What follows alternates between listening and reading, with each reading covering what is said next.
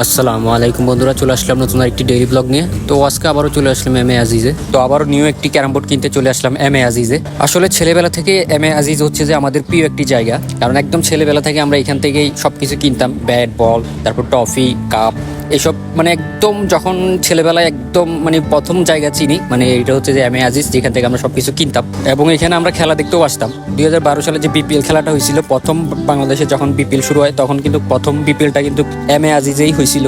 তো তখনও আমরা দেখতে আসছিলাম। তো তখন থেকেই মনে করেন ছেলেবেলা থেকেই আমাদের এই জায়গাটার সাথে খুব পরিচিত। তো আজকে আমরা আরেকটি ক্যারাম বোর্ড কিনতে চলে আসলাম, কারণ আমাদের দুইটা ক্যারাম বোর্ড আছে। আমরা যেখানে আড্ডা মারি ওইখানে আমরা দুইটা ক্যারাম বোর্ড আছে, ওই দুইটা দিয়েও হচ্ছে না, কারণ আমরা ছেলে পেলে হচ্ছে 20 জনে দুইটা দিয়ে হয় না। এখানে আমাদের মারামারি লাগে যায়, নিজেদের মানে ঝগড়া সৃষ্টি হয়ে যায় আর কি। তাই এই কারণে আমরা আরেকটি কিনতে চলে আসলাম আজকে। আসলে আমাদের এত ছেলে পেলে 20 জনের মতো আমাদের আড্ডা দেখে বাইরের থেকে এখন কিছু নতুন নতুন মানুষ আসে আমাদের সাথে খেলার জন্য। তো প্রচুর মানে দুইটা দিয়ে এখন আমাদের হয় না, তো আরেকটা নিতে চলে আসলাম যাতে কোনো ঝামেলা না হয়। তো আমাদের ক্যারাম বোর্ড কিনে শেষ চলে যাচ্ছি।